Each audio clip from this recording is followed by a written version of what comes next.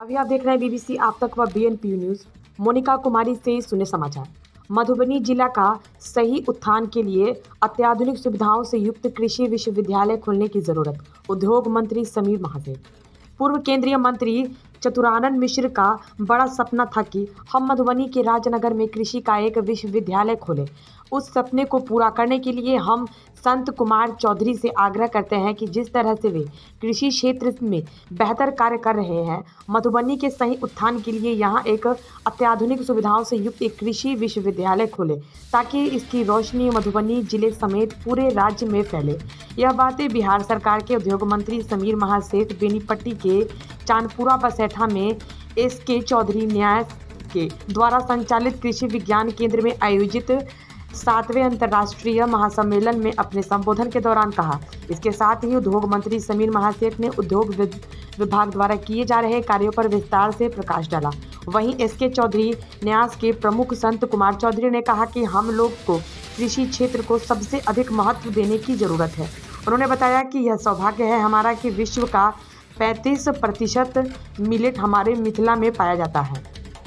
यहाँ मिलेट को बढ़ावा देने से मिथिला मिलेट उत्पादन में सबसे आगे होगा। आपको बता दें कि एसके चौधरी दीक्षा न्यास के द्वारा संचालित बेनीपट्टी के चांदपुरा बसेठा में स्थित कृषि विज्ञान केंद्र के परिसर में 7वें अंतर्राष्ट्रीय महासम्मेलन की शुरुआत राष्ट्रीय गान से की गई।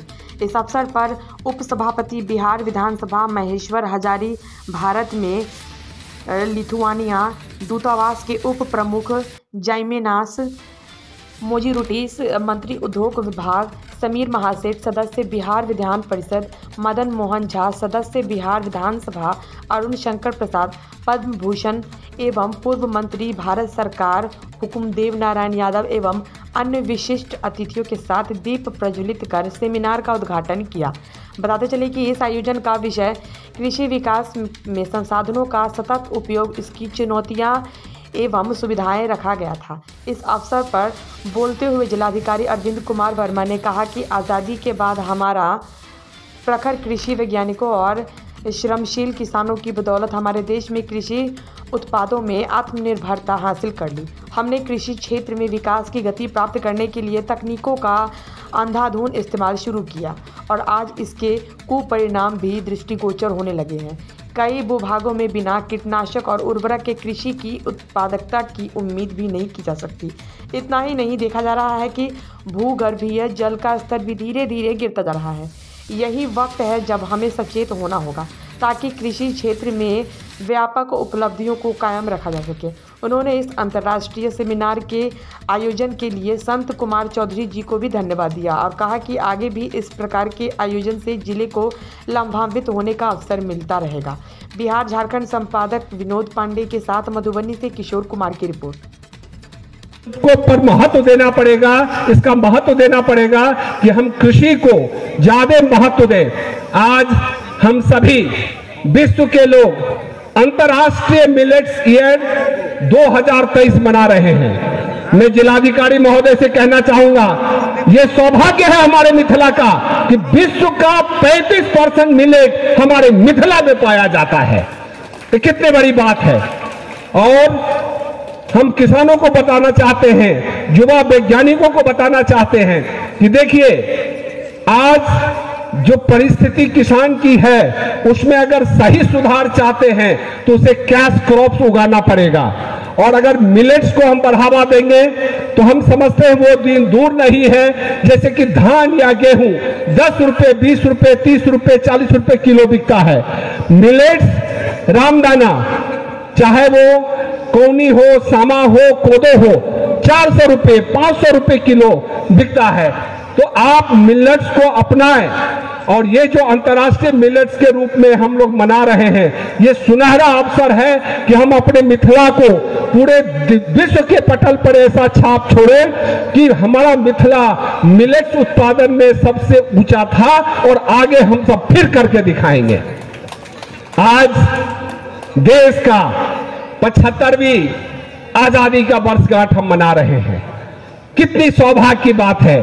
हम अपना जन्मदिन मनाते हैं, बेटे बेटी का जन्मदिन मनाते हैं, माता पिता का जन्मदिन मनाते हैं, दोस्तों का जन्मदिन मनाते हैं, लेकिन आज मेरा सौभाग्य है, आज हमारा सौभाग्य है, समूचे देशवासी का सौभाग्य है कि हम 75वें वसंत में प्रवेश कर गए हैं।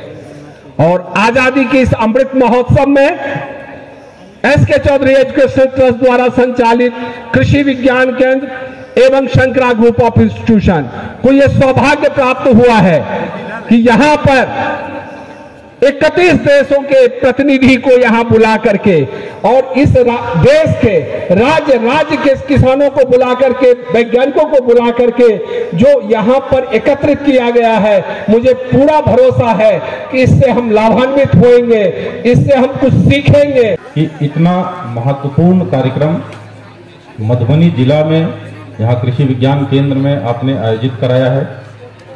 जैसा कि हम लोग जानते हैं कि कृषि के क्षेत्र में आज़ादी के बाद से ही विकास के बहुत सारे कार्य हो रहे हैं। सभी वैज्ञानिकों की मदद से, रिसर्चर्स की मदद से बहुत सारी उसमें नई नई टेक्नोलॉजीज, नई नई पद्धतियों का प्रयोग डेवलप किया गया है और जिसके कारण से हमारे देश में कृषि की उत्पादकता में काफ़ी बढ़ोतरी हुई है।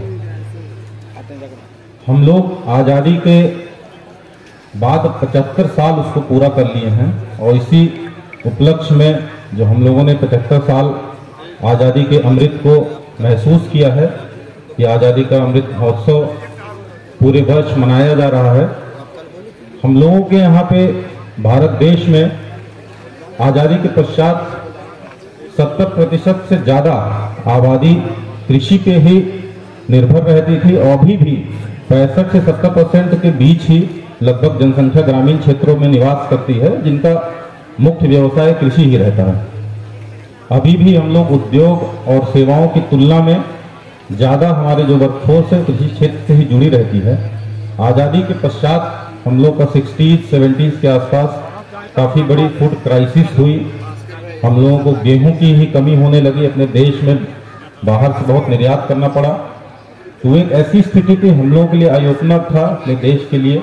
और फिर वैज्ञानिकों की मदद से काफ़ी तकनीक का प्रयोग करते हुए ग्रीन रेवोल्यूशन लाया गया और जिसका परिणाम रहा कि अभी हमारा देश फूड ग्रेन सरप्लस कंट्री है हम लोग, आप लोगों के मदद से।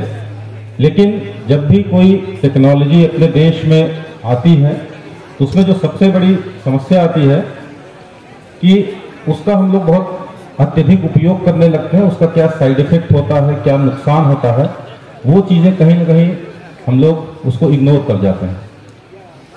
और इसी का परिणाम रहा है कि हम लोग बहुत एक्सेसिव फर्टिलाइजर्स जैसे यूज़ करते हैं, जिसके कारण हमारी सॉइल की क्वालिटी भी खराब होती है। जो उसमें लाभकारी बैक्टीरिया होते हैं उनकी भी मृत्यु हो जाती है, उससे उत्पादकता खराब होती है।